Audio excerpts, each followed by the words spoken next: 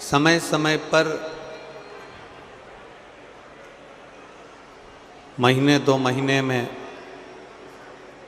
जैसे ब्लड की जांच करवाते हो,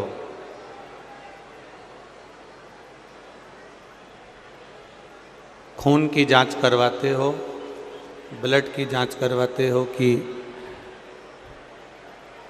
शरीर में कोई तकलीफ तो नहीं, शरीर में कोई ब्लड की कमी तो नहीं।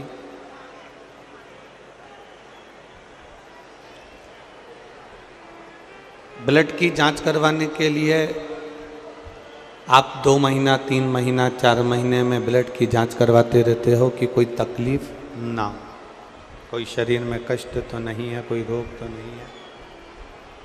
आवाज़ नहीं जा रही है इधर?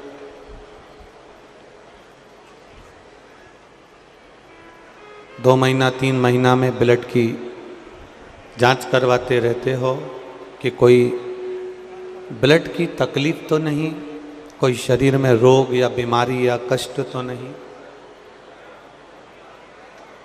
जैसे हर 15 दिन या 1 महीने में या 2 महीने में जांच करवाते हो ब्लड की, उसी तरह हर 2 महीने में, हर 15 दिन में, 20 दिन में या 1 महीने में, 2 महीने में, 3 महीने में आप अपनी भक्ति की भी जांच करवाते रहा करो कि ये मन भगवान के भजन में लग रहा है कि नहीं लग रहा है।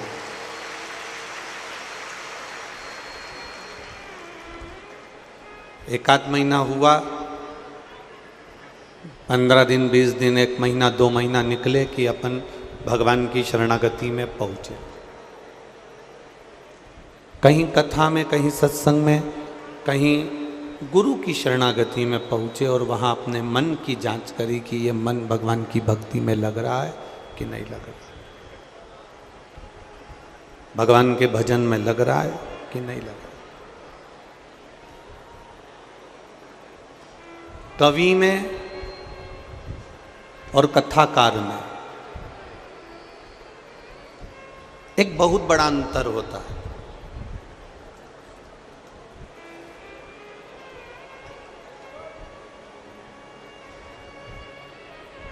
कवि में और कथाकार में एक बहुत बड़ा अंतर है।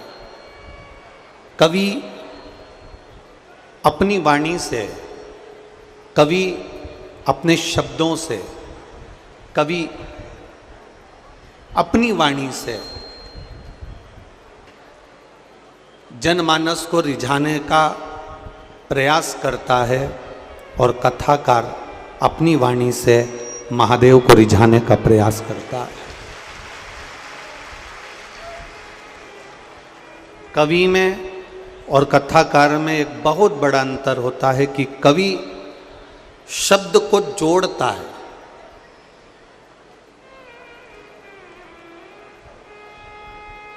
कवि शब्दों को जोड़ता है। कवि और कथाकार में एक बहुत बड़ा अंतर है कि कवि शब्दों को जोड़ता है और जो एक कथाकार होता है, जो भगवान का भजन करने वाला, कीर्तन करने वाला, मंत्र जाप स्मरण करने वाला, संकीर्तन करने वाला, मंत्र जाप करने वाला, नाम जाप करने वाला, नाम स्मरण करने वाला, जो एक कथाकार होता है, वो शब्दों को नहीं जोड़ता, वो अपने भक्तों को जोड़कर परमात्मा के चरणों में छोड़ देता है। उसका एक काम प्रबल है, भक्तों को जोड़ना और भगवान शिव के चरणारविंद में छोड़ना, भगवान के चरणों में ले जाकर छोड़ देना।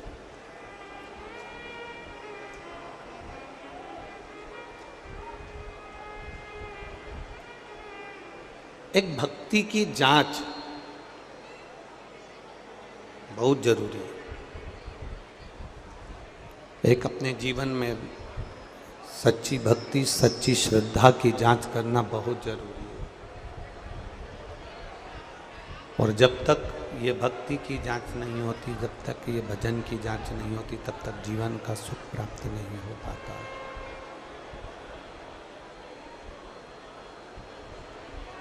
भक्ति की जांच केवल एक सत्संग में जाकर भजन में जाकर, कीर्तन में जाकर, स्मरण में जाकर या भगवान की शरणागति में पहुंचकर की जा सकती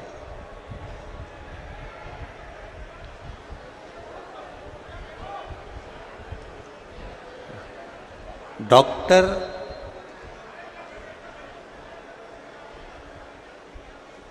आपके शरीर में बीपी है, शुगर है, आपके शरीर में थायराइड है या बीपी है या शुगर है, उसकी जांच डॉक्टर करता है।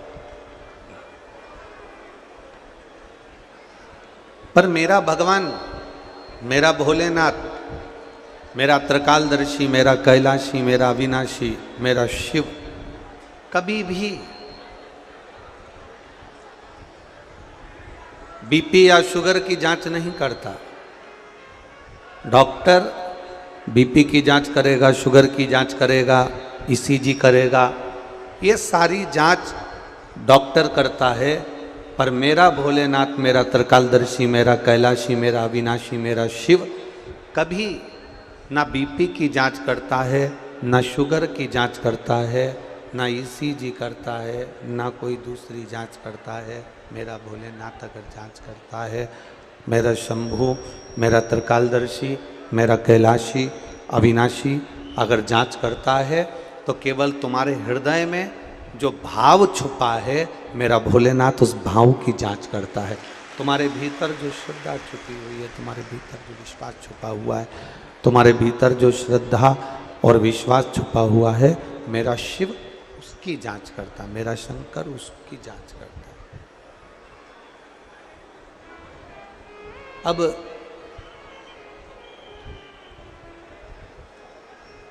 यहाँ जितने लोग कथा में आकर बैठे हुए हैं, लाखों की संख्या में आप लोग आए हुए हैं, लाखों की संख्या में आप लोग पहुँचे हुए हैं। पहले दिन से रोज बढ़ती क्रम में आप लोग यहाँ पहुँचे हैं और लाखों की संख्या में यहाँ पहुँचकर आप आज 5वें दिन की कथा में पहुँचे। 5वें दिन की कथा में जो पहुँचे हो, लाखों की संख्या में जो आप यहाँ पहुँचे हो, तो ये विश्वास करता है कि आपकी कोई दूसरी जांच करने की जरूरत नहीं पड़ेगी। आपके अंदर विश्वास और भाव की जांच अपने आप हो गई, क्योंकि आप इतनी भावों के साथ में, इतने आनंद के साथ में, गला पकड़ रहा है मेरे बाबा, आप भाव के साथ में, विश्वास के साथ में आप यहाँ पहुँचे हो, श्रद्धा के साथ आप यहाँ पहुँचे हो।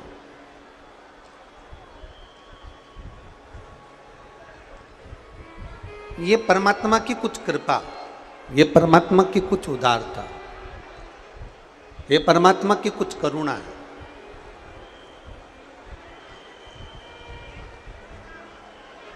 और आपका विश्वास, आपका भाव, आपका श्रद्धा जब प्रबल होने लगे, प्रबल, एक बहुत सरल भाषा में समझिए, दाल, दूध, सब्जी, खीर आपने एक भगोने में गैस के ऊपर रख दी है, दाल रख दी, सब्जी रख दी, दूध रख दिया, गैस के ऊपर रख दिया और वो उकल रहा है। जब नीचे से गैस में अधिक ताप पड़ने लगता है, जब नीचे से गैस में अधिक ताप पड़ने लगता है, जब नीचे से गैस में अधिक अग्नि लगने लगती है, अधिक ताप लगने लगता है, तब जो दाल रखी है, जो दूध रखा है, जो खीर रखी है, जो सब्जी रखी है, वो उकल उकल कर भगोनी में से नीचे गिरने लगता है। भगोनी में से वो नीचे गिरने लगता है, जब उकल उकल कर नीचे गिरता है। जैसे जैसे अग्नि लगती है, जैसे जैसे ताप लगता है, जैसे जैसे ताप लगता है, जैसे जैसे अग्नि लगती है, वो उकल उकल कर भगोनी में से नीचे गिरने लगता है।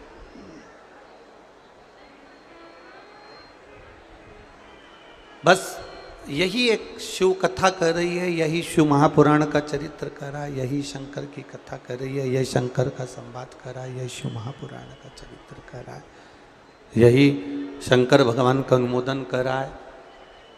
नीचे से ताप लगने पर दूध, सब्जी, दाल उकल उकल कर जो नीचे गिरती है, उकल उकल कर जो नीचे गिर रही होती है, हमारे भक्ति का जब ताप बढ़ जाता है, भक्ति का जब बल बढ़ जाता है, भजन का जब बल बढ़ जाता है, भक्ति का जब बल बढ़ जाता है, नीचे से जब हम भक्ति के बल को जब बढ़ा लेते हैं, भजन के बल को जब हम बढ़ा लेते हैं, तो वो हमारा भजन भी, भक्ति भी, हमारी श्रद्धा भी, जैसे खीर उकल कर, दूध उकल कर, सब्जी उकल कर नीचे गिरती है, उसी तरह हमारा भक्ति भी उकलती है, उबलती है और हमारे सम्मुख में आकर गिरती है, तो वो ना जाने कितनों का कल्याण एक साथ कर देती है।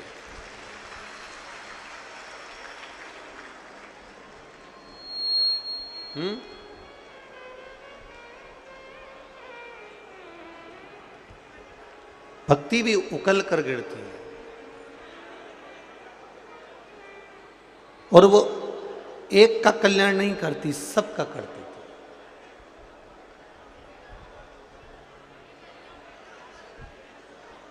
आपका करा गया भजन केवल आपका कल्याण नहीं कर रहा है, आपका करा गया स्मरण केवल आपका कल्याण नहीं कर रहा है।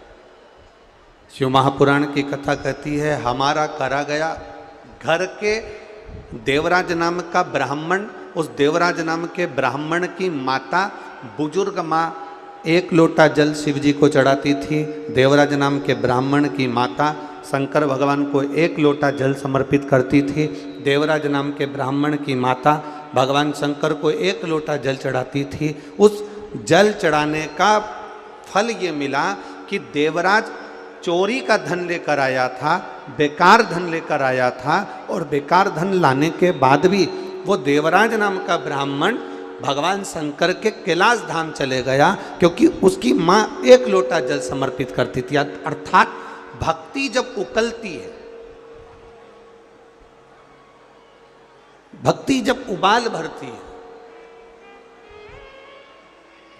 और भक्ति उबाल भरकर जब गिरती है, भक्ति उबाल भरकर जब सामने आती है, भक्ति उकल कर जब हमारे सामने आती है, तो वो केवल एक का या दो का कल्याण नहीं करती है। कहते हैं सारे शास्त्र वेद पुराण का स्मरण करिए, वो 7 पीढ़ी को तारने की बात करते हैं। पर शिव महापुराण में वेद व्यास जी लिखते हैं ये 71 पीढ़ी को तार देती है, एक पीढ़ी को नहीं, एक को तारने का काम नहीं करती, 71 पीढ़ी को तारने का काम कर देती है। ऐसी शिव महापुराण की कथा होती है। ये कोई साधारण नहीं है महाराज।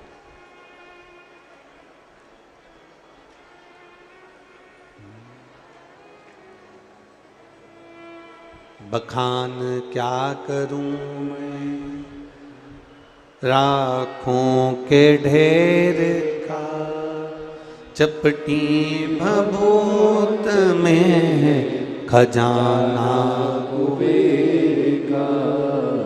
हे गंगधार मुक्ति द्वार ओमकार तू, भोले ओमकार तू। आयो शरण तिहार शंभु तार तार तू। कैलाश के निवासी नमो बार बार हूँ, नमो बार बार हूँ। आयो शरण तिहारी शंभु तार तार तू। शिव की अविरल भक्ति जब भीतर उकले, शिव का भजन जब भीतर उबलना प्रारंभ हो और वो गिरना प्रारंभ हो, तब जीव भगवान शिव की शरणागति में पहुंचता है, तब जीव भगवान शंकर के पास पहुंचता है, तब जीव भगवान के पास पहुंचता है।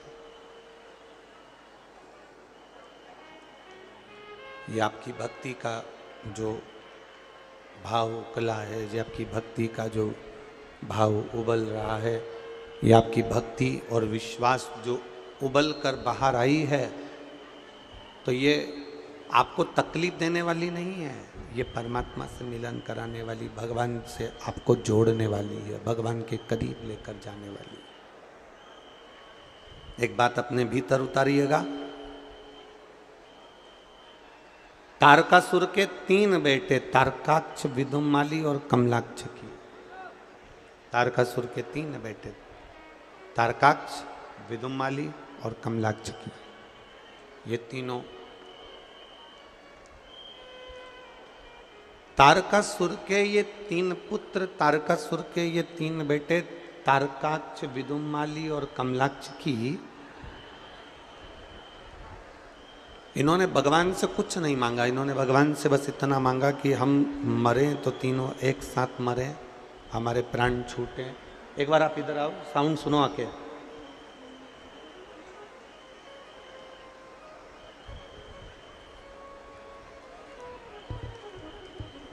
तारकासुर के 3 बेटे तारकाक्ष, विदुमाली, कमलाक्ष की, इन तीनों को,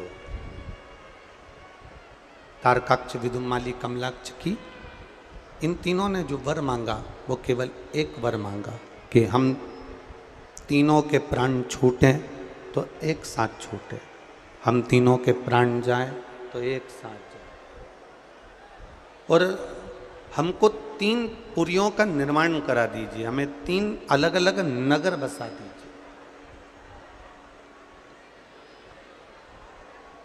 3 नगर बसाने से मतलब क्या है कि हम 3 पुरियों में रहेंगे और अलग अलग रहेंगे, और हमने मांगा कि हमारे प्राण छूटे तो एक साथ छूटे, तो हम कभी इकट्ठे ही नहीं होंगे, एकत्रित नहीं होंगे, और कभी हम एकत्रित नहीं होंगे तो हमारे प्राण कभी छूटने वाले नहीं, हम कभी मरने वाले नहीं,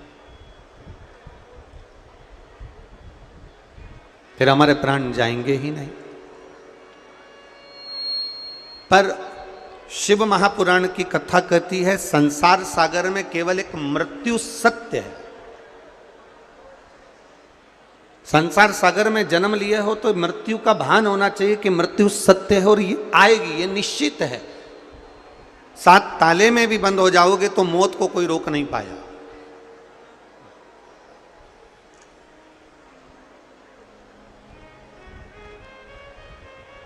मृत्यु पर विजय किसी की प्राप्त नहीं है। मरना निश्चित है, मौत निश्चित है।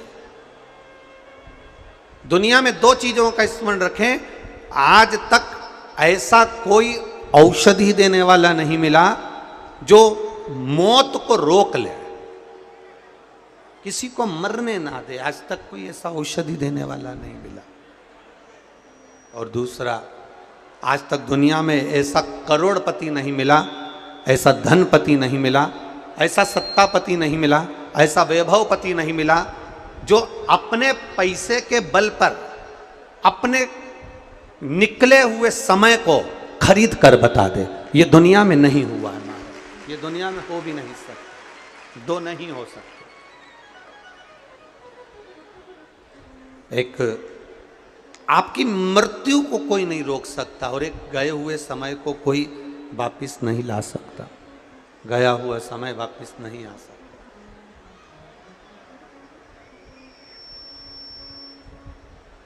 भोपाल वालों के नरेला क्षेत्र में ये जो शिव महापुराण की कथा हुई है, सारंग परिवार जो कथा को कराया है, ये जो 5 दिन आपको मिला, केवल कितने दिन की कथा मिली है? जम के बोलो जरा। केवल 5 दिन की कथा जो आपको मिली है, 5 दिन जो आपको प्राप्त हुए हैं, 5 दिन जो आपको मिले हैं, ये 5 दिन आपने किसी को पानी पिलाया, 5 दिन आपने किसी को भोजन कराया, 5 दिन आप कथा में आकर बैठे, 5 दिन आपने बैठकर श्री शिवाय नमस्तुभ्यम बोला, 5 दिन आप तपती हुई धूप में भगवान की शरणागति में आकर विराजमान हुए हो। ये 5 दिन अपनी एक नोटबुक पर लिख लेना कि मैंने इतनी तारीख से इतनी तारीख तक कथा सुनी थी, 1 बोतल पानी 15 रुपए का मैंने किसी को पिलाया था, 10 रुपए का मैंने 1 बिस्कुट का पुड़ा किसी को दिया था, या मैंने 1 गिलास ठंडा शरबत किसी को पिलाया था। ये अपनी नोटबुक में लिखना कि मेरा 10 रुपया की 50 रुपया की 20 रुपया की 25 रुपया आप कथा सुनने के लिए आए तो ऑटो में आते आते मेरा 100 रुपया, मेरा 50 रुपया खर्च हुआ, ये लिख कर रखना और उसका अंदाजा केवल 4 महीने के अंदर लगा कर रखना कि वो तुमने जो खर्च करा वो 1000 गुना आपको प्राप्त हुआ कि ना हुआ। उसको लिख कर रखिएगा, उसको अपने पास संजो कर रखिए, उसको अपने पास रखिए कि आपको उसमें प्राप्ति हुई कि नहीं, उससे आपको कुछ प्राप्त हुआ कि नहीं, उससे आपने कुछ प्राप्त किया कि नहीं किया। वो आपके पास होना चाहिए, वो आपके पास लिखा हुआ होना चाहिए, वह आपके पास में होना चाहिए। आपका किया गया पुण्य, आपका किया गया मंत्र जाप, आपका किया गया नाम जाप, आपका किया गया कीर्तन खाली नहीं जाएगा, वो आपको प्राप्त जरूर होगा। यहाँ जितने लोग कथा को श्रवण कर रहे हैं, जितने लोग कथा को सुन रहे हैं, जितने लोग कथा को श्रवण करने के लिए बैठे हैं, जितने लोग भगवान देवादिदेव महादेव के पावन चरित्र को श्रवण कर रहे हो, आप अपने उस भाव को जो अपने दिल से कहते हैं, भगवान से प्रार्थना करते हैं, दिल से भगवान से निवेदन करते हैं, उसको अपने भाव को परमात्मा से जोड़ कर देखिए। महाराज, शरीर में चोट लगती है, हल्दी लगा लेते हैं, शरीर में चोट लगती है, दवाई लगा लेते हैं, शरीर में चोट लगती है, पट्टी बांध लेते हैं, शरीर में चोट लगती है, कोई पाउडर लगा लेते हैं, शरीर में चोट लगती है, कोई मल्हम लगा लेते हैं, शरीर में चोट लगती है, हल्दी, मल्हम, दवाई, ट्यूब, क्रीम हम लगा लेते हैं। ये शरीर की चोट को मल्हम, पट्टी, ट्यूब, हल्दी ठीक कर सकता है, पर जब मन में चोट लगती है तो ना मल्हम काम करती है, ना ट्यूब काम करता है, ना हल्दी काम करती है। मन पर जब चोट लगती है तो केवल एक शिव महापुराण की कथा काम करती है। ये मन की चोट पर केवल शिव कथा लाग कर जाती है, मन की चोट पर केवल एक शंकर की कथा लाग कर जाती है, उसके सिवा शिव की कथा फिर लाग नहीं कर पाती। ये मन की चोट पर लाग करने वाली है, मन की चोट को सुझाने वाली है। मन की चोट को जो शिव महापुराण की कथा जब आप श्रवण करेंगे, शिव महापुराण की कथा जब आप धारण करेंगे तो ये मन की चोट पर एक मल्हम का काम करती है, मन की चोट पर एक मल्हम का कार्य कर देती है। शिव का भजन, शिव का स्मरण, शिव का कीर्तन, शिव का मंत्र जाप, शिव का नाम जाप, शंकर का गुणगान, ये भीतर लगे चोट को ठीक कर देता, भीतर लगे चोट। और भजन भोले बाबा का करते रहोगे तो संसार सागर से तरते रहोगे। भजन भोले बाबा का करते रहोगे तो संसार सागर से तरते रहोगे। आप अपने चित्त को, अपने मन को जितना भजन में लगाओगे, आप जितना मन को भगवान की शरणागति में लगाओगे, उतना सुख अपने भीतर पाते चले जाओगे। लगे बाहर की चोट को हल्दी समाप्त कर देगी, बाहर की चोट को क्रीम और मल्हम समाप्त कर देगा, पर भीतर की चोट पर केवल एक ही चीज़ असर करती है, वो भगवान का भजन है। भीतर की चोट पर केवल एक ही चीज़ असर करती है, वो भगवान का मंत्र जाप है। भीतर की चोट पर केवल एक चीज़ असर करती है, वो भगवान का गुणगान है। उसके सिवाय कुछ असर नहीं करता। केवल भगवान का भजन, उसके सिवा कुछ नहीं। तारकाक्ष, विदुमाली, कमलाक्ष की तीनों सामने खड़े हो गए। तीनों ने ब्रह्मा जी से वर मांगा, हमको ऐसा वर दे दीजिए, हमको ऐसा वर प्रदान कर दीजिए कि हम तीनों मरे तो एक साथ मरे। 3 पुरी का निर्माण कर दीजिए, हमको 3 पुरी बना दीजिए, 3 अलग अलग महल बनवा दिए, 3 अलग अलग नगर बसा दिए। वहाँ जाकर विराजमान हो गए, वहाँ जाकर रहे।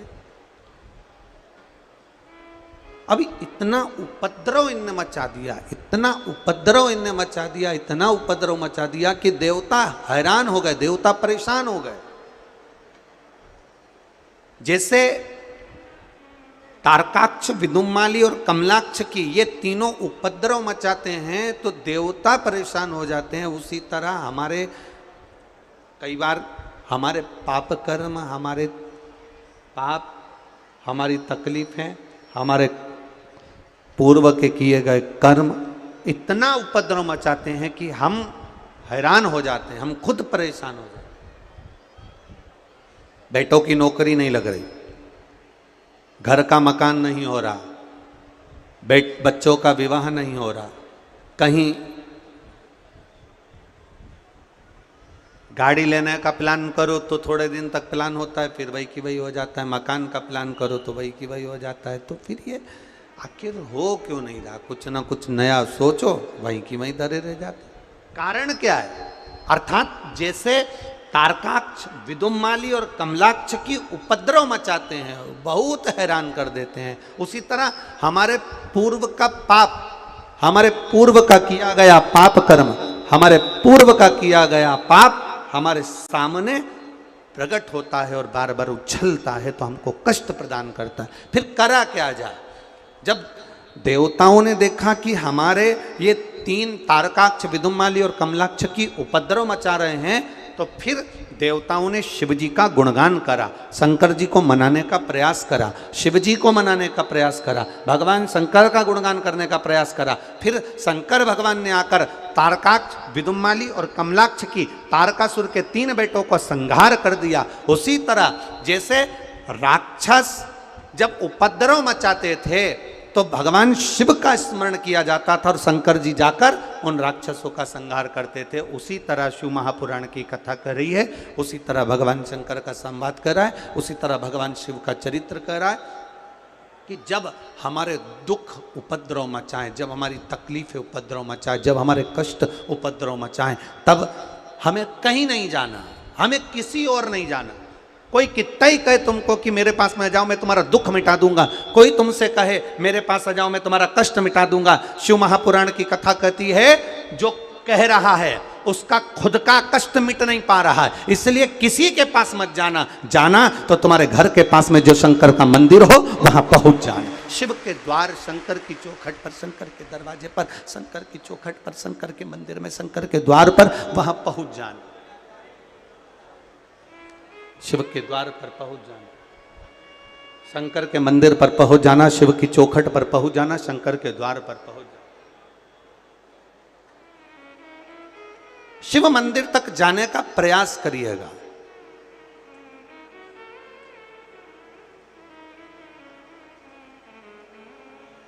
शिव कथा कह रही है,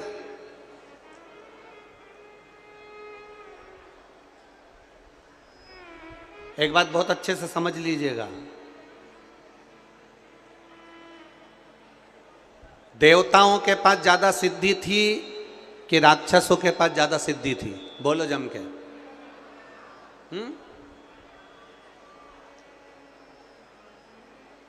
रावण के बंधन में पूरे ग्रह बंधे हुए थे। किसके बंधन में? बोलते जाओ, आज कथा का समापन दिवस है, बड़े प्रेम से बोलो। रावण के बंधन में पूरे ग्रह बंधे हैं, जितने ग्रह होते हैं वो रावण के यहाँ बंदी बनकर पड़े हुए हैं, वो रावण के यहाँ बंदी बनकर पड़े हुए। सारा सोना, अंबारियां, सत्ता, वैभव सब कुछ रावण की है, सब कुछ रावण के। हिरण्यकशिपु, हिरण्याक्ष, रावण, कंस, ये जितने जितने असुरों को आप निकालोगे, जितने जितने राक्षसों को आप निकालोगे, जितने जितने दानवों को आप निकालोगे, जितने जितने असुरों को आप निकालोगे, इनको आप निकाल कर देखना, इनके चरित्र को निकाल कर देखना कि देवताओं से ज्यादा सिद्धि असुरों के पास है, देवताओं से ज्यादा सिद्धि राक्षसों के पास थी। मेरे राम जी के पास में भी बाण थे और रावण के पास भी बाण थे, देवताओं से ज्यादा सिद्धि रावण ने अपने पास में रख रखी थी, देवताओं से ज्यादा सिद्धि असुरों ने अपने पास में रख रखी थी, राक्षसों ने अपने पास में रख रखी थी। पर शिव महापुराण की कथा कहती है राक्षस की सिद्धि और देवता की सिद्धि बहुत जमीन और आसमान का अंतर है। देवता की सिद्धि भले थोड़ी सी हो पर वो जीवन भर चलती है, और राक्षसों की सिद्धि थोड़े समय में समाप्त हो जाती है। असुरों की सिद्धि थोड़े समय में समाप्त हो जाती है, राक्षसों की सिद्धि थोड़े समय में समाप्त हो जाती है। देवताओं की सिद्धि लंबे समय तक चलती रहती है, लंबे टाइम तक चलती रहती है। देवताओं की सिद्धि लंबे समय तक चलती चली जाती है, लंबे समय तक चलती चली जाती है। फिर अपने जीवन में उतारिएगा। पहले भी कथा में आज फिर कर रहे हैं, पहले भी कथाओं में वर्णन किया, आज फिर वर्णन कर रहे हैं कि क्रीम की जो चमक होती है ये थोड़े समय की होती है। आप चेहरे पर लगा लोगे, थोड़े समय आप सुंदर दिखोगे, थोड़े समय आपके ऊपर चमक रहेगी, थोड़े समय आप चमकते रहोगे। क्रीम की चमक थोड़े समय की रहती है। पर शिव महापुराण की कथा कहती है जो आपने पुण्य करा है, सत्कर्म करा है, जो आपने भगवत नाम लिया है, जो भगवत स्मरण करा है, जो भगवान का भजन किया है, अच्छे कर्म की चमक तुम जब तक मर ना जाओगे तब तक तुम्हारे चेहरे पर बनी रहेगी। मृत्यु तक वो अच्छे कर्म की चमक है।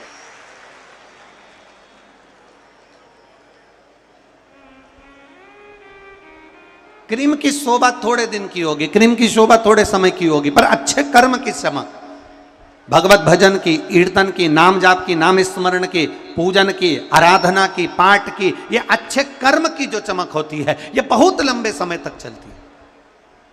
आपने जो अच्छा कर्म करा है ये बहुत लंबे समय तक चलेगा।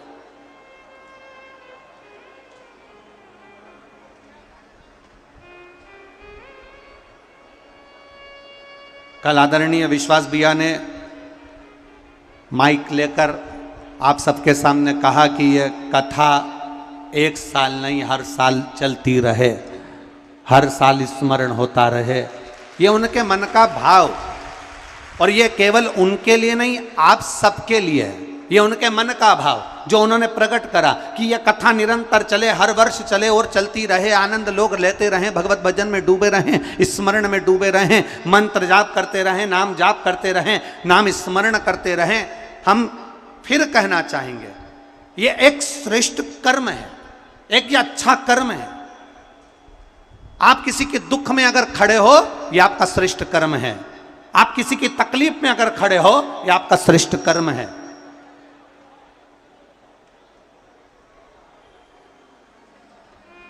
आप किसी के भजन में खड़े हो, तकलीफ में खड़े हो, दुख में खड़े हो, ये आपका श्रेष्ठ कर्म है।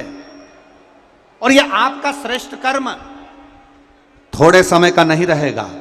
आप अगर अच्छे कर्म को करते चल रहे हो तो ये निश्चित है ये जीवन पर्यांत चलता रहेगा। आपका करा अच्छा कर्म कभी समाप्त नहीं हो, वो रहता है।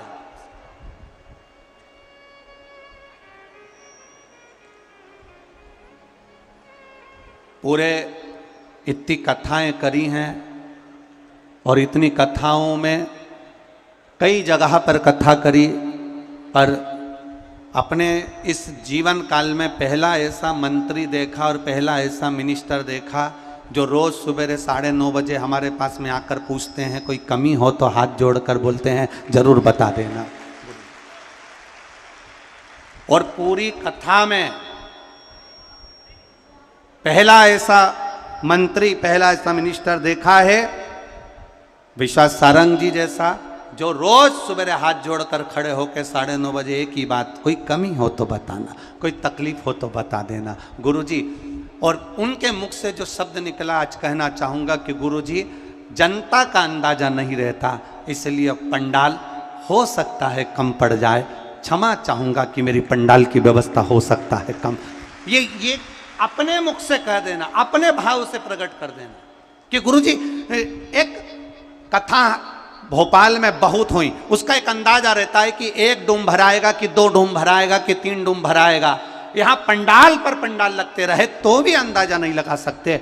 यहाँ 9 पंडाल तैयार कर दिए और 10वां पंडाल तैयार कर दिया। उसके बाद भी यहाँ की जो मीडिया, सोशल मीडिया, पत्रकार बंधु जिन्होंने इस पत्रकारिता के अपनी कलम को सिद्ध करा और यहाँ के डूम का और जनता का फोटो संपूर्ण भारत में दिया है अखबारों के माध्यम से, सोशल मीडिया के माध्यम से। ये साधुता है आपकी। और इतनी कथा करी और उसमें ऐसी महापौर भी नहीं देखी। ऐसी महापौर जो क्या वर्णन करूं मैं श्रीमती मालती राय जी का, कि ऐसी महापौर भी नहीं देखी जो यहाँ लाइन लगवाए और दर्शन कराए या आगे बढ़ बढ़कर सेवा में लगी रहे। ऐसी महापौर भी हमने नहीं देखी, क्योंकि वो अपनी कुर्सी नहीं छोड़ती, अपने अहंकार को नहीं छोड़ती। ये अभिमतता से दूर है, अहंकार से परे। और जिसने अपना अहंकार छोड़ दिया, जिसने अपनी अभिमतता छोड़ दी, जिसने अपना अहम छोड़ दिया और जिसने अहंकार छोड़कर संपूर्ण जनमानस की जो सेवा में लगा हुआ है, उसकी चमक जिंदगी भर खत्म नहीं होती, वो चमकता ही रहता है। ये अच्छे कर्म की चमक है हमारे, और अच्छे कर्म को जितना करते चलोगे उतने चमकते चले जाओ, उतने आगे बढ़ते चले जाओगे। आप अपने क्रीम की चमक से बाहर निकलो, अच्छे कर्म की चमक में आगे बढ़ने का प्रयास करो। अच्छे कर्म की चमक से आप आगे बढ़ने का प्रयास।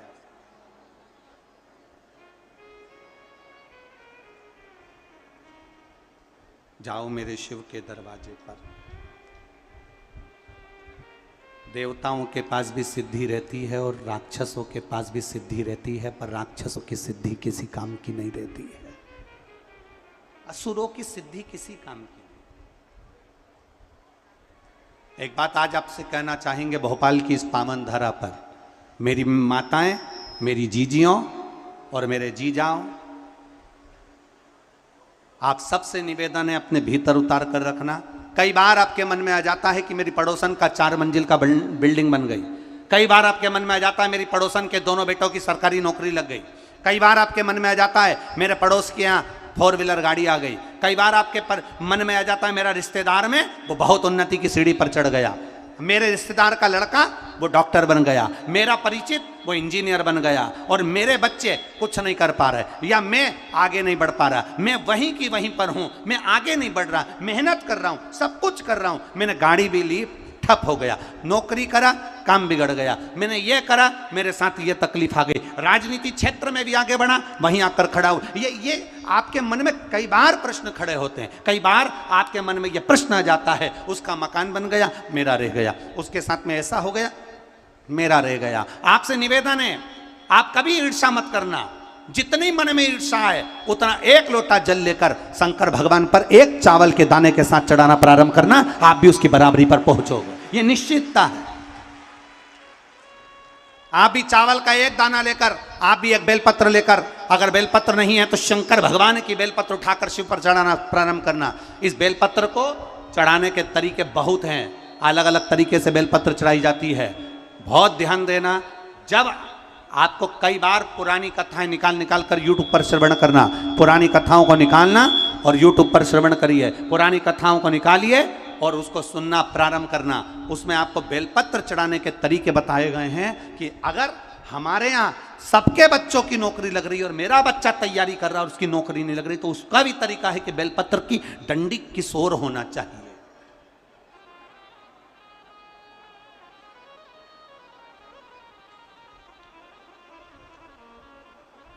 किसी ने ये प्रश्न पर लोग ऑब्जेक्शन लेने वाले ले लेते हैं, कई लोगों को जो ईर्ष्या होती है तो वो कह भी देते हैं, अरे सियोर वाले महाराज का बनाया हुआ होगा, बेलपत्र तो बेलपत्र कहीं से भी चढ़ा दो। तो हमारा निवेदन है, खीर में और रोटी में अंतर होता है। रोटी को तोड़कर सब्जी से मुंह में खाया जाता है। अब किसी ने कहा बेलपत्र तो बेलपत्र कैसे भी चढ़ा दो, तो निवेदन है, खीर में रोटी में अंतर है। खीर को तोड़कर सब्जी में लगाकर खाया जाता है और रोटी को, खीर को चम्मच में लेकर या कटोरी में लेकर खाया जाता है कि पिया जाता है। बोलो बोलो जम के बोलो, पिया जाता है। अब आपने तो कह दिया थाली में रखा सारा सामान एक जैसा है, अचार भी थाली में रखा है, सब्जी भी रखी है, दाल भी रखी है, खीर भी रखी है, अमरस भी रखा है, सबका खाने का तरीका अलग है। उसी तरह बेलपत्र को चढ़ाने का तरीका भी अलग है। आपको लगा मैंने बहुत मेहनत करी पर मेरा मकान नहीं बन पाया, बहुत मेहनत करी, उसमें बेलपत्री चढ़ाने का तरीका अलग है।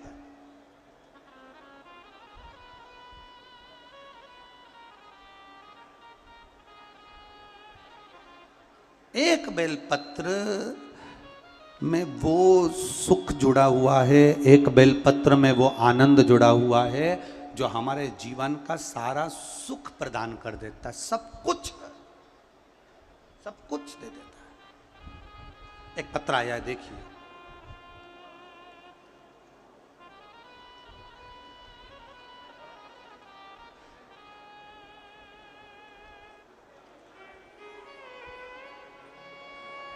मेरा नाम भारती नरवरिया, मेरे पति का नाम रुपेश नरवरिया, मैं निवासी बेरसिया जिला भोपाल की रहने वाली हूँ। मेरा मोबाइल नंबर ये है। एक लोटे जल का मैं क्या महत्व वर्णन करूँ गुरुजी। मेरा बेटा 3 साल का है, बीमार पड़ गया, डॉक्टर को भोपाल में दिखाया तो डॉक्टर ने कहा कि इसके पेट की जो आंतें हैं वो आपस में उलझ गई हैं। पेट की जो आंतें हैं वह आपस में उलझ गई हैं और पेट की आंतें आपस में उलझ गई हैं, इसका ऑपरेशन करना पड़ेगा। बेटे को भर्ती करा, ऑपरेशन के लिए बोला गया।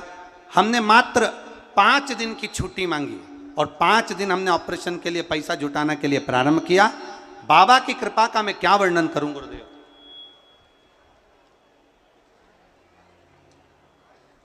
अनंत श्री विभूषित आचार्य महामंडलेश्वर पद्मनाम शरण देवाचार्य जी महाराज पधारे हैं सर्वेश्वर सेवा धाम से। एक बार जोरदार ताली बजाएं।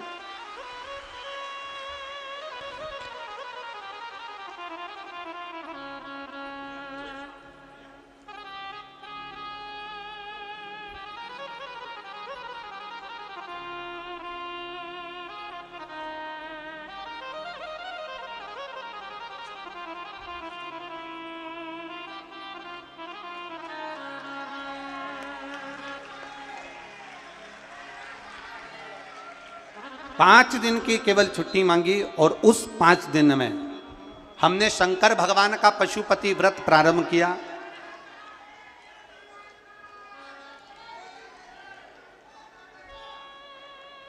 पशुपति व्रत प्रारंभ किया और साथ में शंकर जी पे चढ़ा हुआ जल देना प्रारंभ करा।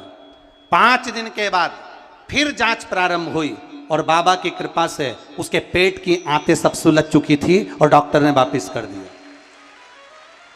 मेरा नाम भारती नरवरिया। कहीं बैठी हो तो हाथ हिला सकती हैं, अगर कहीं मान लो बैठी हो तो हाथ हिला सकती हैं। भारती नरवरिया।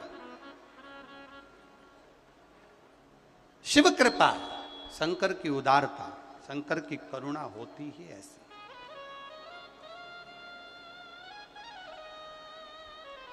आपका विश्वास दृढ़ होना चाहिए, आपका भरोसा दृढ़ होना चाहिए। जब विश्वास भरोसा दृढ़ होगा, शिव के मिलन में देरी नहीं होगी, शंकर मिल जाए। शंकर के मिलन में देरी नहीं। एक बेलपत्र, अब जो जान गया वो जान गया, जो ना जान पाया वो ना जान पाया। एक बेलपत्र, केवल बेलपत्री के वृक्ष के नीचे देवराज जाकर बैठ गया था और उसके प्राण छूट गए और देवराज कैलाश धाम को चला गया। सनातन हिंदू धर्म में, सनातन हिंदू धर्म का आज भी नियम है, सनातन हिंदू धर्म का आज भी नियम बना हुआ है। जब अर्थी को लेकर जाते हैं तो बीच में रास्ते में एक जगह पर रोका जाता है, अर्थी को रोका जाता है, अर्थी को ठहराया जाता है, जमीन पर रखा जाता है, अर्थी को उतारा जाता है। कभी किसी से पूछो कि अर्थी उतारने का नियम कहां से चालू हुआ, तो आपको बता देगा जो वेद व्यास जी ने शिव महापुराण की कथा लिखी, उस कथा में जो शंकर भगवान का पावन चरित्र देवराज की कथा लिखी, वेद व्यास जी ने। उस देवराज के चरित्र के कारण ही ये बेलपत्री के वृक्ष की महत्वता कही गई कि केवल बेलपत्री के वृक्ष के नीचे देवराज बैठा था और उसके प्राण छूटे तो कैलाश धाम मिल गया। बहुत बड़ा चोर था देवराज, बहुत कपट भरा था देवराज के भीतर, बहुत गलत काम करता था देवराज, पर मरा तो शिव के धाम गया, क्योंकि उसने पुण्य नहीं करा था। उसके ऊपर बेलपत्री के वृक्ष की मात्र छाएं पड़ गई थी और उसका कल्याण हो गया। बेलपत्री के वृक्ष की मात्र छाएं।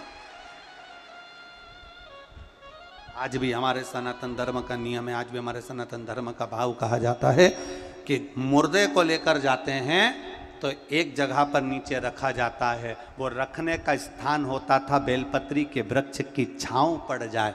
आप सबसे निवेदन है, प्रयास करना, जिंदगी में एक प्रयास जरूर करना, जीवन में एक प्रयास करने का भी अपने भीतर संकल्प बनाना कि जब कभी मौका मिल जाए, बारिश का समय चालू हो जाए और बारिश के समय पर एक बेलपत्री का पौधा, एक बेलपत्री का वृक्ष रोड के किनारे कहीं पर भी अवश्य लगाना। किसी पर अगर वृक्ष की छांव पड़ जाएगी तो उसका जीवन सार्थक हो जाएगा, उसकी जीवन की धन्यता हो। अगर रोड के किनारे नहीं लगा सकते तो कहीं ऐसी जगह लगाना जहां कोई पथिक के सिर पर बेलपत्री के वृक्ष की छांव पड़ जाए। इतना कितना कहा गया है शिव महापुराण के अंतर्गत, कितना वर्णन करा गया। 1000 अश्वमेघ यज्ञ कर लो, 1,00,000 सर्वतोमुखी यज्ञ कर लो, भारत की भूमि के सारे तीर्थ कर लो, लाखों एकादशी के व्रत कर लो, और शिव महापुराण की कथा कहती है हजारों गौदान कर लो, और शालिग्राम भगवान को सोने के सिंहासन पर बिठाकर सोने का मुकुट पहनाकर दान कर लो।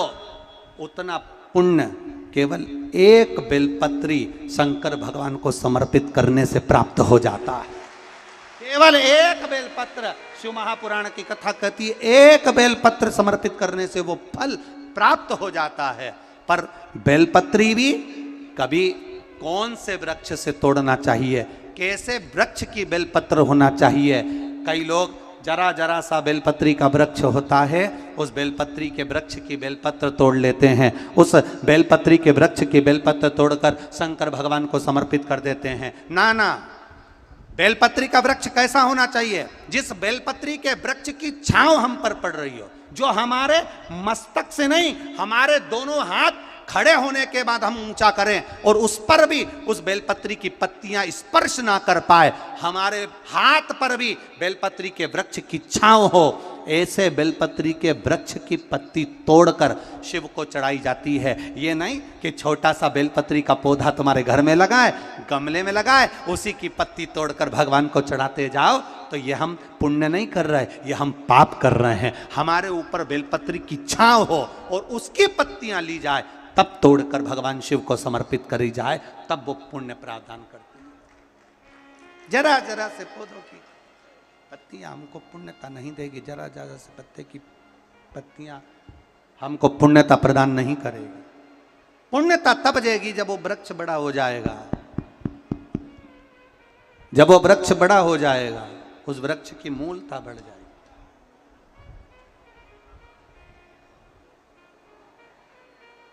उस वृक्ष की आनंदता बढ़ जाएगी।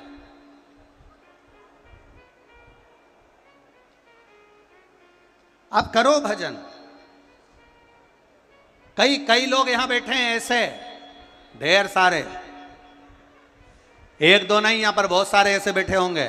सावन का महीना आया, बेलपत्री तोड़ना है, पूरी की पूरी डाली तोड़ कर लिया है, डाली तोड़ के लाए, पत्तियां निकाली, डाली को उठाकर फेंक दिया और उस पत्तियों को पूरे मोहल्ले में बांट दिया। जी जी तुम भी लो, काका जी तुम भी लो, फूफा जी तुम भी लो, मामा जी तुम भी लो।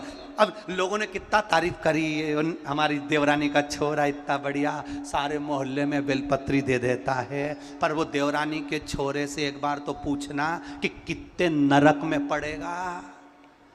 जो तूने सावन के महीने में पूरी डाली तोड़ी है, जरा विचार करना। शिव महापुराण में लिखा है बेलपत्री के वृक्ष पर से बेलपत्री जब तोड़ी जाती है तो पत्ती तोड़ी जाती है, उसकी डाली नहीं। एक डाली भी अगर बेलपत्री की टूट जाती है तो उसके दूसरे अर्थात दूसरी पीढ़ी, जैसे आज वो पिता बना है तो उसका बेटा, उसके घर में संतान फलीभूत नहीं हो सकती अगर डाली टूटती है तो।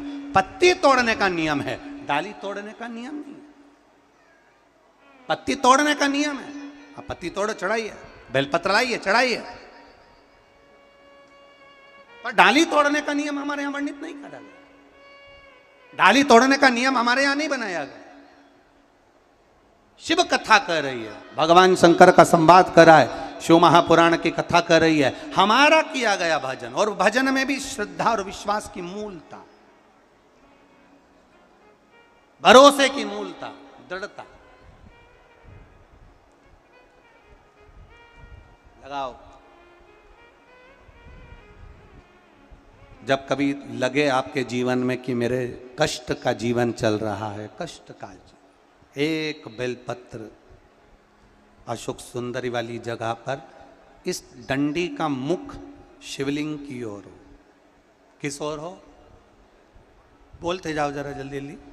शिवलिंग की ओर, अशोक सुंदरी वाली जगह, डंडी का मुख शिवलिंग की ओर। एक बेलपत्र शिवलिंग के ऊपर, जिसका डंडी का मुख, तुम अगर ये शिवलिंग है, आप यहां बैठे हो तो आपके साइड डंडी का मुख नहीं होना चाहिए, डंडी का मुख विपरीत दिशा में, आपसे पीछे।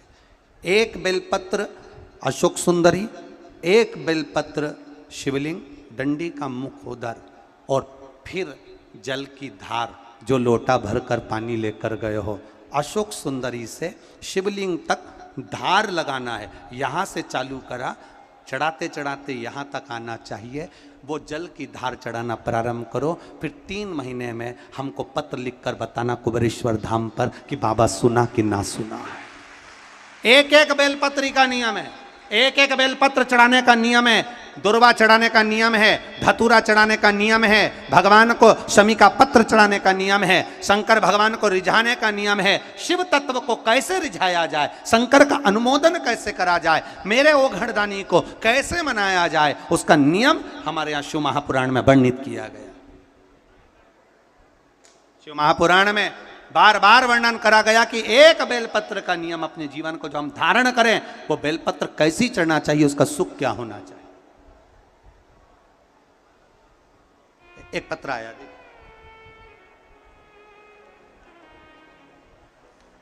आज तो भला हो भोपाल वालों का, पत्र में पंखा भी भेजा हो।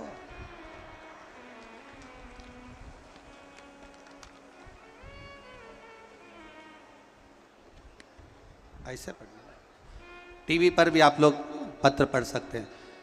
मैं जितेंद्र विश्वकर्मा, पत्नी रीना विश्वकर्मा, पुत्र शिवांश विश्वकर्मा, 235 एम सेक्टर, अयोध्या नगर, भोपाल। मेरी शादी को 8 वर्ष हो गए थे, कोई संतान नहीं हुई। मेरी बहन, जिसका भी रीना विश्वकर्मा है, वह कुबेरेश्वर धाम गई और वहां से बाबा से विनती कर एक रुद्राक्ष लेकर आई। सफेद आंकड़े की जड़ का प्रयोग करा, एक बेलपत्र, गुरुजी आप कहते हो शंकर को चढ़ाना, एक बेलपत्र चढ़ाने का नियम बनाया। कभी बेलपत्र मिलती, कभी नहीं मिलती तो शिव जी पर उठाकर शंकर जी को चढ़ा देते। बाबा की कृपा ऐसी हुई, 8 वर्ष के बाद 26 नवंबर 2023 को 26 नवंबर को पुत्र रत्न की प्राप्ति बाबा की कृपा से यहाँ 2022 में बाबा ने कृपा कर दी है। ये पुत्र का फोटो भी लगाया, ये शिव तत्व है, ये ओघड़ी, ये शंकर, ये त्रिकालदर्शी, ये कैलाश। एक शिव पर चढ़ाया गया एक बेलपत्र, और खाली ना, बोलो बोलो आप लोग बोलो, बड़े प्रेम से बोलो।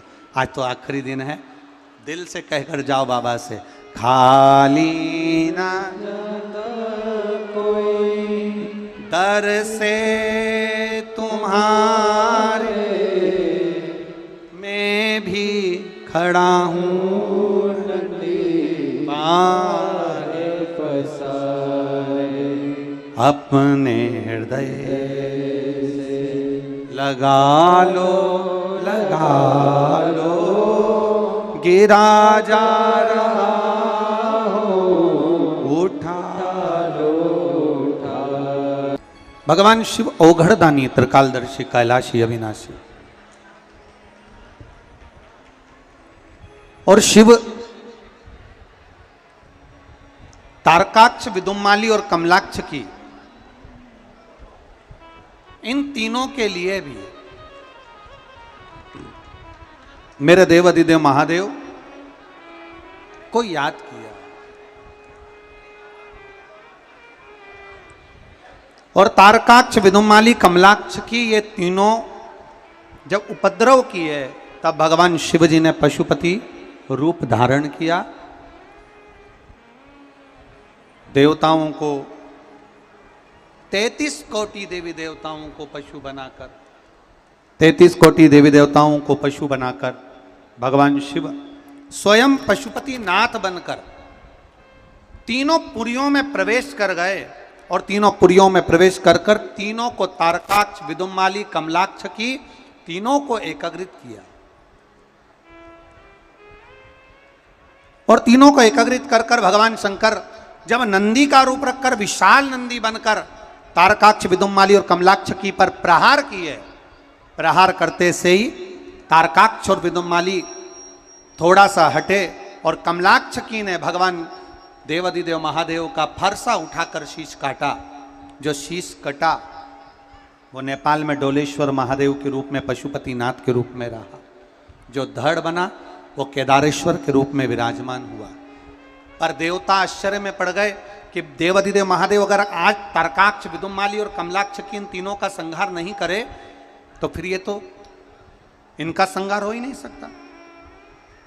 तब भगवान शिव ने उसी समय पर प्रकट होकर भगवान देवाधिदेव महादेव, मेरे त्रिकालदर्शी, मेरे कैलाशी ने त्रिशूल उठाकर तारकाक्ष, विदुम्माली और कमलाक्ष की तीनों का संहार किया।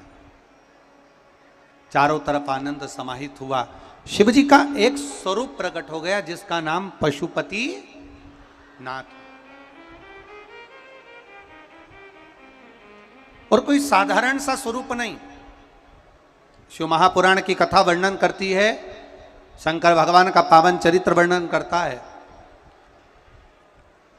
पशुपति पाशुपत्य अस्त्र, पाशुपत्र व्रत और पशुपति स्मरण का वर्णन हमारे यहाँ शिव महापुराण में किया गया, जिसके अंतर्गत जब माताएं पशुपति व्रत करती हैं तो आपको पहले भी कथाओं में वर्णन किया कि 5 सोमवार का वो व्रत होता है। कितने सोमवार होता है? 5 सोमवार। किस किस ने करा है? जरा हाथ उठाओ एक बार। सबने करा है? रख लो हाथ, रखिए। पशुपति व्रत 5 सोमवार का होता है। कितने दिए लेकर जाते हैं? 6 दिए लेकर जाते हैं। प्रसाद साथ में लेकर जाते हैं। सुबह भोलेनाथ जी का पूजन करना, 6 दिए शिव मंदिर में रखना, 5 दिए प्रज्वलित करना, प्रसाद जो मीठा बनाकर लेकर गए हो उसके 3 हिस्से कर कर 2 हिस्से मंदिर में रखना, 1 हिस्सा वापिस थाली में लेकर आना और 1 दिया जिसको जलाया नहीं है उसको थाली में भगवान देवाधिदेव महादेव के द्वार से वापिस लेकर आना। अपने घर में प्रवेश करते समय राइट हैंड में वो दिया रखना, जैसा शिव महापुराण में वर्णित किया गया है। पाशुपत्य व्रत का दीप प्रज्वलित करना, भीतर प्रवेश करना, प्रसाद का जो हिस्सा लेकर आए हो उसको पाना, फिर भोजन ग्रहण करना। ऐसे 5 सोमवार तक पशुपति व्रत किया जाता। इस पशुपति व्रत का मूल तत्व है हमारे जीवन में आनंद की अनुभूति करना। जैसे हम भगवान के दरवाजे को प्रकाशित करते हैं, भगवान शंकर के द्वार को जैसे हम प्रकाशित करते हैं, वैसे हमारे जीवन में प्रकाश हो, हमारे जीवन में आनंद का प्रकाश हो। ऐसा पशुपति व्रत का वर्णन किया गया। कल कथा में एक बात कही थी आप लोगों से, आप लोगों के स्मरण में होगा। कल कथा में कहा था कि भगवान शिव के मंदिर में अगर हम प्रवेश नहीं भी कर सके, मान लो शंकर के द्वार पर, शंकर की चौखट पर शिव के द्वार हम नहीं पहुंच पाए, तो शिव महापुराण की कथा कहती है जो जल देवाधिदेव महादेव को समर्पित कर कर आ रहा है, जो भगवान शंकर को मात्र जल समर्पित कर कर आ रहा है या समर्पित करने जा रहा है, मात्र उस शिव भक्त का मस्तक पर त्रिपुंड लगाने वाला, तिलक लगाने वाला, गले में रुद्राक्ष धारण करने वाला या शिव जी पर एक लोटा जल चढ़ाने वाले का मात्र हम दर्शन भी कर लेते हैं तो हमारे कोटि कोटि पाप समाप्त हो जाते हैं। मात्र शिव का दर्शन कर लेना। शिव कथा कहती है पशुपति व्रत करने वाला, जब पशुपति व्रत करता है तो शिव महापुराण की कथा कहती है कि वो दिल से करे। मान लो एक बार आपने पशुपति व्रत करा और कार्य नहीं हुआ, थोड़ा रुको, हो सकता है फाइल थोड़ी सी मोटी हो, छुपाने में समय लग जाता है, पर बाबा दुख काटेगा जरूर, ये निश्चित है। आप उसके शरणागति में गए हो तो खाली नहीं जाओ, आप उसके चरणों में पहुंचे हो तो खाली नहीं जाओ।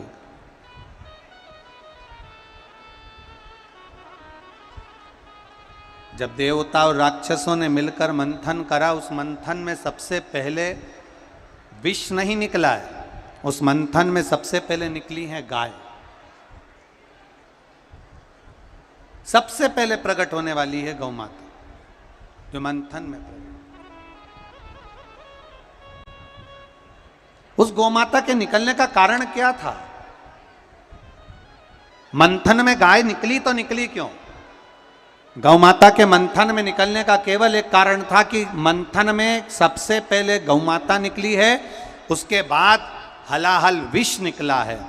शिव महापुराण की कथा कहती है मंथन में गाय निकलने का कारण केवल इतना था कि जो हलाहल विष निकलेगा और जो इस विष को पिएगा उसका कंठ जलेगा, उस कंठ की जलन को अगर कोई रोक सकता है तो गौ माता का दूध रोक सकता है। एक बात बहुत सुंदर है, ध्यान रखिएगा थोड़ा सा। कभी अगर मौका लगे और सोमवार की अष्टमी पड़ जाए, क्या पड़ जाए? सोमवार की, जम के बोलो जरा, अष्टमी। या तो सोमवार की अष्टमी पड़ जाए, या हर महीने शिवरात्रि आती है, हर महीने आती है, या तो सोमवार की अष्टमी पड़ जाए या फिर सोमवार की शिवरात्रि पड़ जाए, हर महीने आती है। प्रयास करना।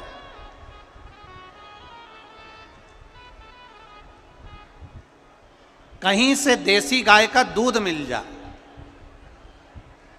थोड़ा सा दूध देसी गाय का मिल जाए, थोड़ा सा दूध।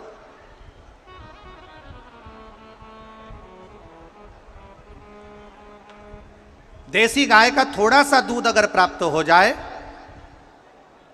बेलपत्री के पत्ते से दूध कटोरी में लेकर, मात्र बेलपत्री के पत्रे से एक एक बूंद अगर दूध, आप एक बूंद अगर ज़्यादा ना मिला हो, एक चम्मच भी अगर आपको दूध देसी गाय का मिल गया हो और सोमवार की अष्टमी पड़ जाए या सोमवार की, जम के बोलो, शिवरात्रि पड़ जाए, उसमें केवल अगर देसी गाय का दूध मिल जाए, जर्सी गाय का नहीं हो, देसी गाय का अगर दूध मिल जाए, बेलपत्री के पत्ते से, तुम्हारे घर के अंदर अगर शिवलिंग है या मंदिर में शिवलिंग है या तुम्हारे नज़दीक में कोई शिवलिंग है, उस पर बूंद बूंद, एक एक बूंद अगर शिवलिंग पर दूध समर्पित कर रहे हो, श्री शिवाय नमस्तुभ्यम, नमः शिवाय, या षडाक्षर मंत्र ओम नमः शिवाय, या 33 अक्षर का मंत्र महामृत्युंजय मंत्र, इसका स्मरण कर कर शिव जी पर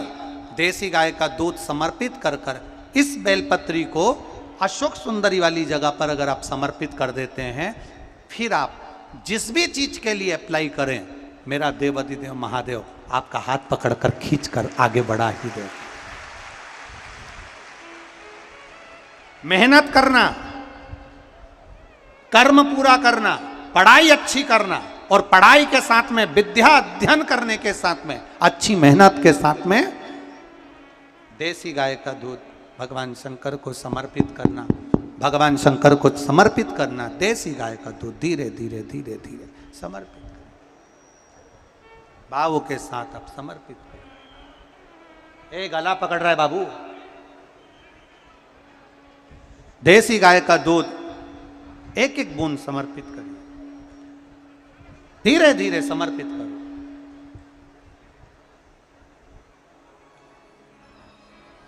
और देसी गाय का दूध जब धीरे धीरे समर्पित करें, बड़े रास्ती से आनंद से धीरे धीरे जब आप समर्पित करेंगे, बेलपत्री वही दूध में सनी हुई बेलपत्र अशोक सुंदरी वाली जगह पर, उस समय पर डंडी का भाग शिवलिंग की ओर नहीं होना चाहिए, उस समय पर डंडी का भाग जहाँ से पानी बहकर जाता है अशोक सुंदरी की ओर से, वहाँ पर होना चाहिए। कार्य में सफलता मिलती ही है। शिव तत्व को धारण करें, शिव की आराधना। शिव महापुराण की कथा कह रही है,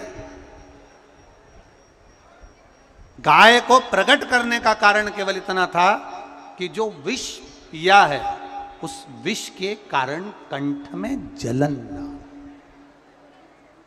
कंठ में जलन नहीं होना चाहिए विष के। शिव तत्व की धारणा, शंकर भगवान का गुणगान, शिव की स्तुति, शिव तत्व को आनंदता देता। आगे वर्णन किया, शिव महापुराण की कथा कहती है, बहुत ध्यान देना महाराज, घड़ी अपने हाथ में होती है पर घड़ी का समय अपने हाथ में नहीं होता। घड़ी तुम भले 50,000 की पहन लो, 1,00,000 की पहन लो, हीरे की पहन लो, चाहे पट्टे की पहन लो, चाहे चेन की पहन लो, घड़ी अपने हाथ में रहेगी पर घड़ी का जो समय है वो अपने हाथ में नहीं रहेगा। समय आपका कैसा लाना है ये मेरे महादेव के हाथ में होगा।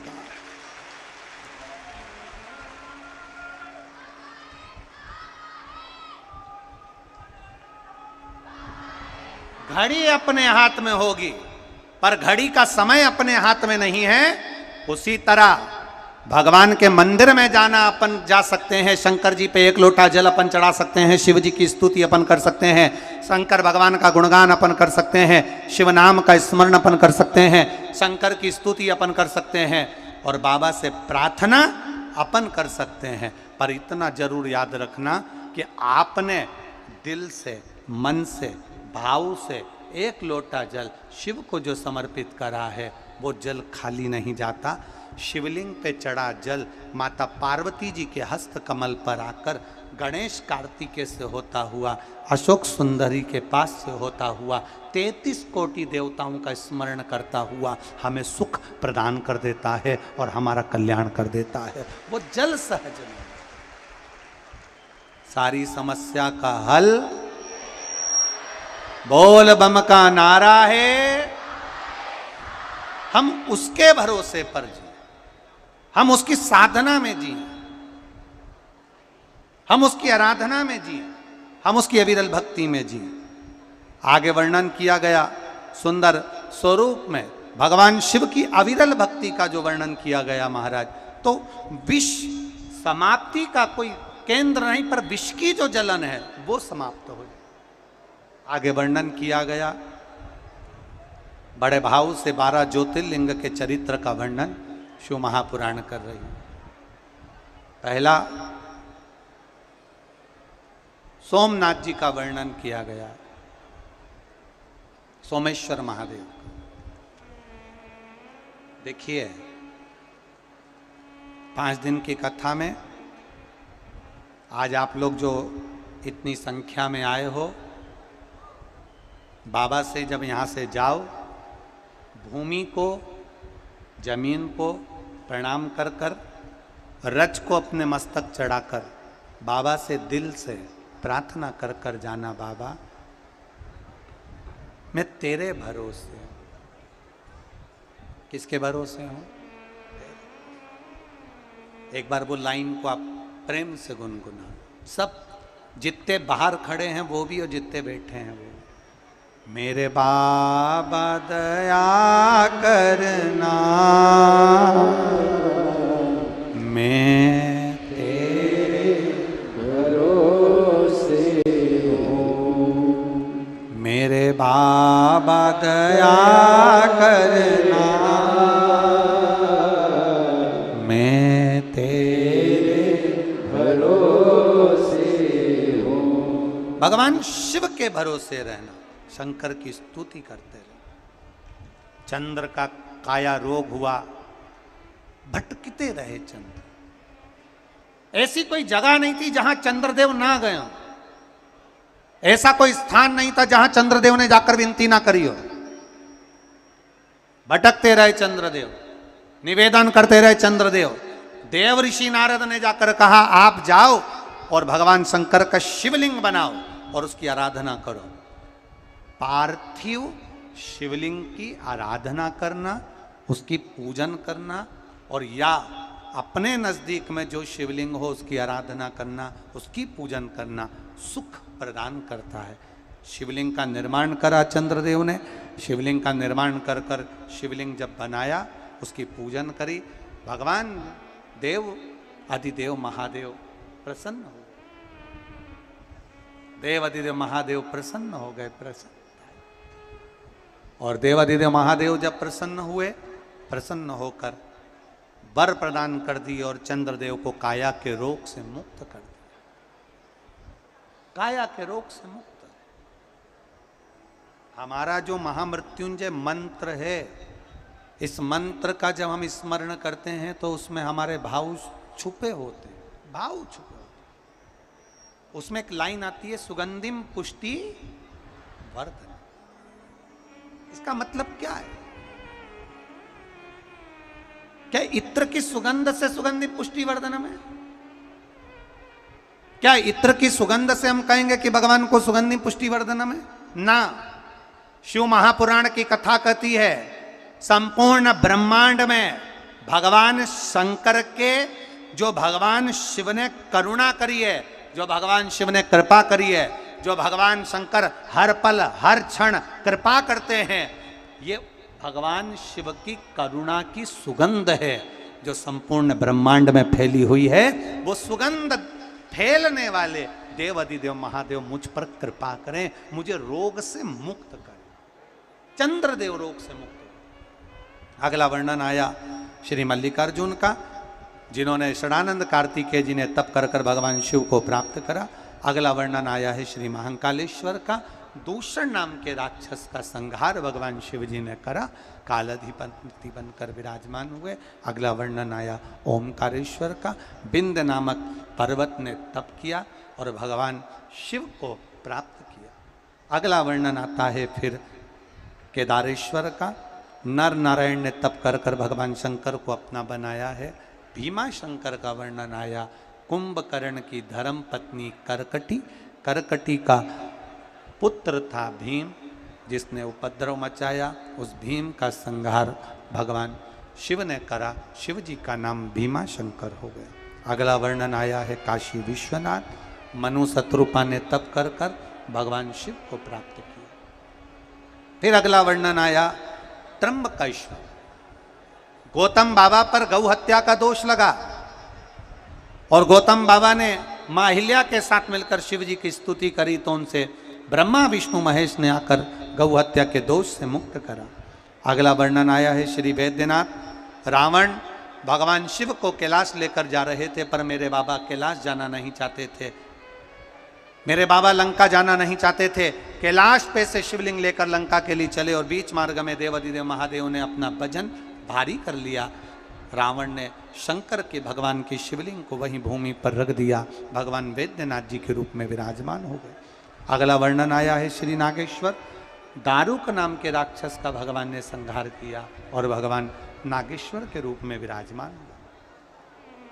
फिर अगला वर्णन आया श्री रामेश्वरम। देखिए कितना सुंदर संवाद कहा है भगवान ने।